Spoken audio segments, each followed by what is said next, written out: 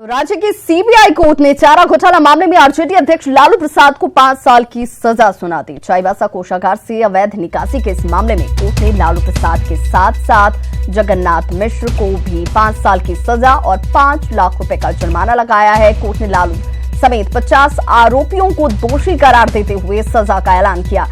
इस मामले में जज एसएस प्रसाद की कोर्ट में 10 जनवरी को बहस पूरी हुई थी। फैसले को सुरक्षित रख लिया गया था और आज ये फैसला सुनाया गया, जिसमें दोषी करार देने के साथ साथ सजा भी सुनाई गई। 5 साल की सजा सुनाई गई है, जबकि 10 लाख रुपए का अर्थदंड लगाया गया है। सीबीआई ने मामले में 76 आरोपियों पर आरोप पत्र दायर किए थे, जिसमें 56 ने ट्रायल फेस किया, जबकि 15 आरोपियों की इस दौरान मौत हो चुकी है। आपको बता दें कि इससे पहले लालू प्रसाद को चारा घोटाला के 2 मामलों में सजा सुनाई जा चुकी है, जिसमें 5 साल और 3.5 साल की सजा उन्हें सुनाई जा चुकी है। जिसमें मामले में 1 साल 2 महीने जेल में गुजार चुके हैं लालू प्रसाद। 69 साल के लालू प्रसाद हो चुके हैं और ऐसे में आज इस मामले में चाईबासा ट्रेजरी से अवैध निकासी के मामले में 5 साल की सजा सुनाई गई उन्हें। जगन्नाथ मिश्रा को भी इसमें दोषी करार देने के साथ साथ 5 साल की सजा सुनाई गई। साथ ही साथ ध्रुव भगत को 3 साल की सजा 1 लाख रुपए का अर्थदंड सुनाया गया है। ये मामला RC 68/96 का है।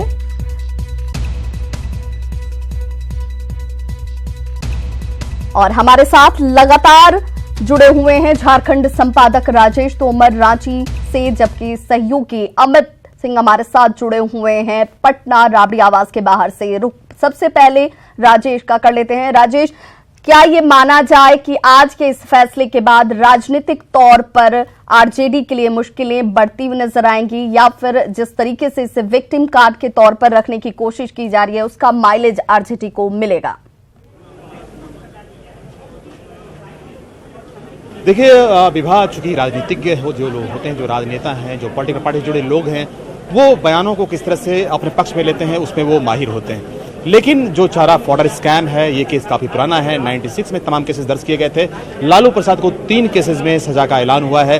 अब वो फिलहाल जेल में हैं। जब वो जमानत के लिए मूव करेंगे माननीय उच्च न्यायालय में, तो जो RC 64 है उसमें कि सिर्फ इनको जमानत मिलता है। 2 तारीख का जो तारीख है वो मुकर्रर हुआ है। जो 68 है इसमें जब इनको जजमेंट की कॉपी मिलेगी, उसके बाद जो लालू के समर्थक हैं, जो उनके परिजन हैं, वो हाई कोर्ट की तरफ मूव करेंगे जमानत के लिए। उसमें थोड़ा वक्त लगेगा। अगर आप दूसरे केसेस की बात करें, अब तक 3 केसेस में फैसले आए हैं सामने, लेकिन अब भी 3 केस जिसकी सुनवाई चल रही है, जिसमें कि RC 47 है, RC 38 है जो कि दुमका कोषागार से जुड़ा मामला है, 63 जो कि भागलपुर में इसकी वारदात को अंजाम दिया गया था वहाँ के ट्रेजरी में, वो सुनवाई बिहार में चल रही है। तो 3 केसेस और भी हैं, वो हम जानने की कोशिश करेंगे। हमारे साथ अधिवक्ता विष्णु शर्मा साहब हैं, जो कि फॉडर स्कैम केस को काफी लंबे समय से देख रहे हैं। 3 केसेस का फैसला हो चुका है, 3 केस अब भी चल रहा है। वो केसेस की अब तक अद्यतन स्थिति क्या है? देखिए, 2 केसेज RC 38 दुमका से संबंधित मामला है, जिसमें 243 CRPC की तहत डिफेंस पर है। डिफेंस खत्म होने के बाद आर्गुमेंट पर फिक्स होगा और उसके बाद आर्गुमेंट कंप्लीट करने पर फिर जजमेंट पर डेट फिक्स होगा। RC 47 ये बहुत बड़ा मामला है और इसमें अभी विटनेसेस, प्रोसिक्यूशन विटनेस की गवाही चल रही है और भागलपुर का मामला वो पटना में चल रहा है। RC 68 में आज फैसला हुआ, जिसमें कन्विक्शन हुआ है और सेंटेंस हुआ है। सेंटेंस हुआ है, जो पॉलिटिशियन है उनको अंडर सेक्शन 120B 409, जो कि RC 64 में 409 में सेंटेंस नहीं हुआ था, और इसमें 409 में सेंटेंस हुआ और 420, 467, 468, 471, 477A IPC में सेंटेंस हुआ 5 ईयर्स, 5 साल और 10 लाख रुपए का सजा, जो कि IPC के तहत और जो RC एक्ट है उसके तहत 5 साल IPC के तहत और 5 लाख जुर्माना और 5 लाख रुपया प्रिवेंशन और करप्शन एक्ट की धाराओं के तहत, PC एक्ट के तहत, और 5 लाख रुपया जुर्माना। टोटल 10 लाख रुपया जुर्माना लालू जी को, और यही सजा डॉक्टर जगन्नाथ मिश्रा जी को हुआ है और डॉक्टर RK राणा जी को और जगदीश शर्मा जी को। ध्रुव भगत जी को 3 साल सजा हुई IPC की धाराओं में। लालू प्रसाद जी के बारे में लोगों को दिलचस्पी है, ये जानना चाहते हैं, जगन्नाथ मिश्रा के प्रति जानना चाहते हैं कि जो 2 केसेस हैं वो अगर स्टेज वाइज देखें तो क्या 47 RC 47 और RC 38 क्या वो एडवांस स्टेज में है, उसका फैसला कब तक आ सकता है? देखिए, ये तो जितनी जल्दी गवाही प्रोसिक्यूशन विटनेस प्रोड्यूस कर दे RC 47, फिर डिफेंस का चांस आता है, डिफेंस विटनेसेस फिर एग्जामिन होंगे, क्रॉस एग्जामिन होंगे, तो RC 47 में बहुत जल्दी की उम्मीद नहीं की जा सकती है। RC 38 में संभावना है कि जल्दी हो जाए।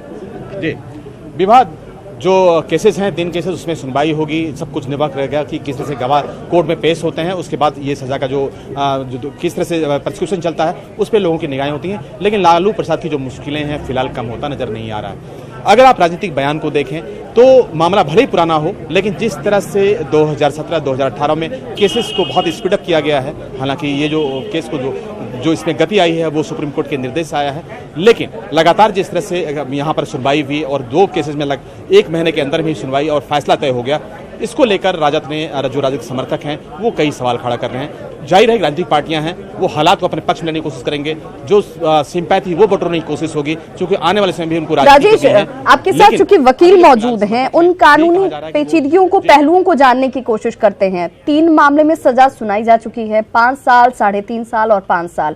ऐसे में आम लोग अगर ये जानना चाहें कि लालू प्रसाद को कितनी सजा भुगतनी होगी, कब तक जेल में वो रहेंगे, हालांकि 3 मामलों में अभी सजा सुनाई जानी बाकी है, उस पर फैसला आना बाकी है, लेकिन 3 मामलों की अगर बात करें तो क्या कुछ स्थिति कानूनी तौर पर नजर आती है? देखिए विवाह, अगर RC20 जिसका कि फैसला पहले हो चुका था, फिलहाल लालू प्रसाद जमानत पर बाहर हैं, हाईकोर्ट से उनको राहत मिला है, 5 वर्ष का सजा का ऐलान उसमें हुआ था। RC64 में जो सजा का ऐलान था 3.5 वर्ष का था और 10 लाख रुपए का जुर्माना। इस केस में 5 वर्ष और 10 लाख रुपए का जुर्माना, लेकिन अब उनको सिर्फ जमानत मिल सकता है। अगर सजा की बात करें, इसके लिए जो अपील में जाएंगे, हाईकोर्ट की तरफ जाएंगे। 3 केसेस की और भी सुनवाई चल रहे हैं। फिलहाल वो कितने दिन तक रहेंगे वो हम विष्णु शर्मा समझने की कोशिश करेंगे। अगर लालू प्रसाद चूंकि पिछले केस 64 में देखें, फिलहाल वो जेल में है। 68 में वो जेल में जब वो मूव करेंगे, जब उनको जजमेंट की कापी मिलेगी, उनके जो परिवहन हैं, जो एडवोकेट्स हैं, जब वो जमानत के लिए मूव करेंगे, तो कुल मिलाकर जो समय है लालू प्रसाद के लिए अगर मुस्लिमों के हिसाब से देखें तो ये किस तरह से चलेगा। और 3 केस चूंकि अभी भी चलना बाकी है, तो किस तरह से चीजों को देखते हैं आप? देखिए, जो भी सजा है, पहले तो यह है कि RC64 का मामला अपील पेंडिंग है बिफोर ऑनरेबल हाई कोर्ट, और 2 तारीख को लिस्ट में आने का समय दिया गया, निर्धारित किया गया है। और इसमें जजमेंट की कॉपी जब मिलेगी सब अभियुक्तों को, जिनको कन्विक्ट और सेंटेंस हुआ है जिनको, उसके बाद फिर ग्राउंड्स अगर होगा तो फिर अपील फाइल करेंगे। 374 CRPC में प्रोविजन है अपील का, और ड्यूरिंग पेंडेंसी ऑफ अपील 389(1) में during pendency of appeal bail का भी प्रावधान है। और 5 साल तक की सजा अगर होती है तो Bhagwan Das Sindhe versus state of Gujarat में ये बेल का प्रावधान है कि कंसीडर करने की कृपा के प्रेयर किया जा सकता है। रही बात कि 427 CRPC में एक प्रोविजन है कि पहले केसों में जिन लोगों को सजा हुई है और सेंटेंस अवार्ड किया गया है, और बाद में जो सेंटेंस अवार्ड हुआ, तो 427 CRPC में ये पिटीशन देके प्रेयर किया जाएगा कि इसमें जो सजा हुई इसको run concurrently with the previous sentence, कि पहले केसों में जो सजा हुई उसके साथ इसको साथ साथ चलने का आदेश पारित करने की कृपा की जाए। माननीय न्यायालय अगर 427 CRPC का प्रेयर एप्लीकेशन अलाउ कर देती है तो दूसरे केसों में जो सजा हुई उसकी सजा भी पहले के सजा जो हुई है केसों में उसके साथ साथ चलने का प्रावधान है। अगर वो होता है तो 5 साल में ही सजा मर्ज कर जाएगी, अन्यथा कंसेक्यूटिव सेंटेंस होगा तो 5 साल, 3.5 साल, 5 साल, इस तरह से कंसेक्यूटिव सेंटेंस अलग अलग चलेगा। जी बिल्कुल। तो अगर कंसेक्यूटिव सेंटेंस दिए जाते हैं तो ऐसे में ये तीनों सजाएं अलग अलग तरीके से चलेंगी, और ऐसे में लालू प्रसाद के लिए मुश्किल ज्यादा नजर आती है। हालांकि ये तमाम चीजें कानूनी दायरे में यहाँ भी हैं। रुक कर लेते हैं अपने सहयोगी अमित सिंह का, जो लाल राबड़ी आवास के बाहर मौजूद हैं। अमित, एक तरफ नीतीश कुमार कर्पूरी ठाकुर जयंती समारोह में बोलते हुए नजर आ रहे हैं। उन्होंने कहा कि सत्ता सेवा के लिए मिलती है और ऐसे में लोगों को गलतफहमी नहीं रखनी चाहिए। वहीं दूसरी तरफ तेजस्वी यादव ये कहते हैं कि आज के दिन जो फैसला आया है उनके पिता को लेकर, वो फैसला इस रूप में आएगा, ये ऐसा हम पहले से ही मानकर चल रहे थे, उम्मीद हमें नहीं है क्योंकि सब कुछ साजिश के तहत किया जा रहा है। लेकिन केंद्र बिंदु दोनों ही जगहों पर जनता ही है। देखिए विवाह, दोनों ही पार्टियां कर्पूरी जयंती मना रही है, लेकिन उसके आप कह सकते हैं कि उसके मायने ये भी है कि भुनाने की कोशिश की जा रही है जननायक कर्पूरी ठाकुर को। और तेजस्वी यादव इस बात से समझते हैं इन बातों को कि कर्पूरी जयंती के दिन अगर लालू प्रसाद यादव पर फैसला आया है तो उसको किस तरीके से भुनाया जाए। और आप एक बात गौर से सुनिए कि तेजस्वी यादव ने शायद ये पहली बार कहा है, लालू की जो भाषा है उसका इस्तेमाल किया है, जो लालू यादव हमेशा अमूमन अपने विरोधियों को पर हमले करने के दौरान ये बात बोला करते थे कि जो गाय भैंस चराने वाला का बेटा मुख्यमंत्री और प्रधानमंत्री कैसे लोग बन कुट्टी सकता है। काटने वाला का फिर बेटा, वही बात, भैंस चराने वाले का बेटा, उस जमात का जिक्र उन्होंने यहां पर अपने बयान में जरूर किया। ये बिल्कुल विवाह, ये कहीं ना कहीं एक बड़ा मैसेज देने की कोशिश है कि लालू प्रसाद यादव की जो विचारधारा है वो उस विचारधारा को ही लेकर आगे बढ़ने वाले हैं। और कहीं ना कहीं तेजस्वी यादव ने एक तीर से दो निशाने किए हैं। अगर वो ये बताने की कोशिश कर रहे हैं कि जो गरीब गुरबों का नेता कर्पूरी ठाकुर को लेकर तमाम नेता, चाहे नीतीश कुमार हो, लालू प्रसाद यादव हो या फिर रामविलास पासवान, जो भी पिछड़ों की राजनीति करते हैं, उनको लेकर, उनकी विचारधारा को लेकर आगे बढ़ते रहे। शायद वो पहला उत्तराधिकार लालू प्रसाद यादव ही है जो आज उसका दंश झेल रहा है। सामंतवादियों का बार बार तेजस्वी यादव इस तरफ मुखर तौर पे बिल्कुल, तो बिल्कुल अमित, ये भी जानने की कोशिश करेंगे कि क्या जो विरोधी ये कह रहे हैं कि एग्रेसिव पॉलिटिक्स करने वाला कोई अभी नजर नहीं आता है दूर दूर तक आरजेडी में, तो क्या उस ओर तेजस्वी बढ़ रहे हैं। लेकिन इस वक्त रुक कर लेते हैं राजेश तोमर का। राजेश तोमर के साथ इस वक्त सीबीआई के वकील मौजूद हैं जो ज्यादा बारीकी से हमें ये बता पाएंगे कि आखिर कोर्ट रूम में आज क्या कुछ हुआ, सजा जो मिली है उसको लेकर क्या कुछ पेचीदगियां और सहजता इस वक्त आरजेडी के लिए नजर आती है। बिल्कुल विवाह, ईटीवी पर जो सीबीआई वकील हैं बीएमपी सिंह, वो हमारे साथ हैं, जो डिफेंस वकील हैं वो भी हमारे साथ हैं। हम इनसे ही जानने की कोशिश करेंगे कि जब दोषी करार दिया गया था तो आपके तरफ से जो डिफेंस वकील थे उनके तरफ से क्या क्या जज साहब से कहा गया, किस तरह से रहम की अपील की गई और वो रहम कितना काम आया। सजा के बिंदु पर मुख्य रूप से अभियुक्तों के अधिवक्ताओं द्वारा ये कहा गया कि केस काफी दिन से चल रहा है, लोग बूढ़े हो चले हैं, कई बीमारियों से ग्रसित है। इसके जवाब में मेरे तरफ से कहा गया कि वो तो ठीक है, लेकिन ये भ्रष्टाचार का मामला है, इसमें मैक्सिमम सजा होनी चाहिए, क्योंकि ये समय और सोसाइटी का ये डिमांड है ताकि वो समझ सकें कि ऐसे कांडों में किस तरह की सजा दी जा सकती है। इसलिए हमने मैक्सिमम सजा की मांग की जज साहब से। आप लोग सीबीआई के वकील को शायद नहीं समझा पाए, जो इन्होंने कही बात वो समझाए, तो मान के चलें कि जो पूरा मामला था काफी गंभीर था, जो सजा की अवधि है उससे तो यही लगता है कि जो पूरी जी हम लोगों को सीबीआई काउंसिल को समझाने का कोई अधिकार नहीं है और कोई राइट नहीं है और कोई जुडिक्शन नहीं है। हम लोग के अंदर, हम लोग के पास है प्रेयर करने का अधिकार, और प्रेयर हम लोगों ने माननीय न्यायालय से किया था कि समझाने की बात नहीं कर रहे थे, माननीय न्यायालय को आप नहीं समझा पाए। हम समझाए लीनियंट व्यू लेने के लिए, और जितना भी एविडेंस जो आया, और एक ही तरह के एविडेंस पर बहुत सारे मामले हैं स्प्लिट अप किया गया सीबीआई के द्वारा, और सब बूढ़े हैं और असमर्थ हैं और ऑलरेडी इकोनॉमिकली, फिजिकली, सोशली रीउंड हो चुके हैं। तो फोल्डेड हैंड से प्रेयर था कि लीनियंट व्यू लिया जाए, और माननीय न्यायालय ने सभी तथ्यों का अवलोकन कर जो उचित समझा वो फैसला उन्होंने सुनाया। बिल्कुल। बीएमपी सिंह साहब, आपने जब आप जिरा किया तो आपने ये बताने की कोशिश की कि जो ऑफेंस है काफी गंभीर है। पूरे चारा घोटालों को आप देखें तो जो कई केसेस हुए, RC 64 है, 68 है, पूरी चीजों की गंभीरता को देखें, धाराओं को देखें, तो पूरे केस को आप कैसे एक बार से डिफाइन करना चाहते हैं और सजा को कैसे जस्टिफाई करते हैं। अब इन धाराओं को, इन मुकदमों को, ये कितना चर्चित घोटाला रहा है, पहला घोटाला है। आज तो अनेक स्कैम हो रहे हैं, लेकिन जिस समय ये उजागर हुआ था ये बहुत ही महत्वपूर्ण, पूरे देश की निगाह इस पर थी। इसी वजह से मेरा कहना था कि ये सोसाइटी में एक संदेश जाए कि इस तरह के कांड लोग करने की हिम्मत नहीं करें, और कड़ी से कड़ी सजा दी जाए। इसमें माननीय उच्चतम न्यायालय, उच्च न्यायालय का भी समय समय पर ये निर्देश रहा है कि ऐसे मामलों में, भ्रष्टाचार के मामलों में लीनियंसी, सजा के मामले में नहीं बरती जाए। बिल्कुल। हम बात कर रहे थे सीबीआई के वकील बीएमपी सिंह साहब से। इनका ये कहना था कि जो मामला था काफी गंभीर था और काफी चर्चित घोटाला था। ऐसे में जो इन्होंने अपील की कि लोग इससे सबक लें, कोई भविष्य में इस तरह की हिम्मत ना करें, कोई भी सरकारी लाभ का कोई फायदा ना उठाएं, अपने पावर का कोई गलत इस्तेमाल ना करें।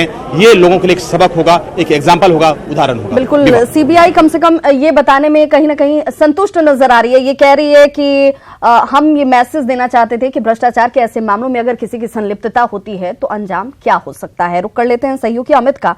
अमित, जिस एग्रेसिव पॉलिटिक्स की बात हम कर रहे थे अब से थोड़ी वक्त पहले, क्या ये माना जाए कि तेजस्वी यादव के बयान इस ओर बढ़ते हुए नजर आ रहे हैं, और खास तौर पर लालू प्रसाद अपने उस अंदाज के लिए जाने जाते हैं और एक बुक मार्क बना हुआ है लालू प्रसाद का।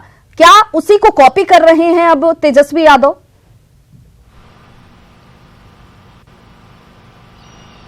देखिए, और कोई रास्ता भी नहीं है विभाग। अगर बात करें तो तेजस्वी यादव समझते हैं कि लालू प्रसाद यादव के अलावे राष्ट्रीय जनता दल में जो 3 दशक से जो लालू प्रसाद यादव को चाहने वाले लोग हैं वो उनको नहीं छोड़ने वाले हैं, और जो तमाम जो बड़े नेता, शीर्ष नेता हैं, वो उनको भी साथ लेके चलना है, कई पीढ़ी को लेके साथ में चलना है। ऐसे में अगर विचारधारा जो है लालू प्रसाद यादव की जो भाषा है, यानी कह सकते हैं कि लालू प्रसाद यादव जिस भाषा के बदौलत वो सत्ता के इर्द गिर्द रहे, उन्हीं भाषा को लेकर आगे चल रहे, उनकी विचारधारा को आगे लेकर तेजस्वी जो है एक एग्रेसिव पॉलिटिक्स करने की कोशिश कर रहे हैं, और वो भली भांति समझते हैं कि लालू के बगैर राष्ट्रीय जनता दल का भविष्य कुछ भी नहीं है। चाहे वो कितना भी आप तेजस्वी यादव को आगे रखकर बार बार आप रामचंद्र पूर्वे कहते रहे कि तेजस्वी यादव के नेतृत्व में वो अगला चुनाव लड़ेंगे, लेकिन तेजस्वी यादव स्वीकार करते हैं इस बात को कि लालू यादव अगर उनकी भाषा, उनके जो स्टाइल है, अगर उनको बरकरार नहीं रखेंगे तो शायद उनके जो चाहने वाले लोग हैं उनसे दूर चले जाएंगे।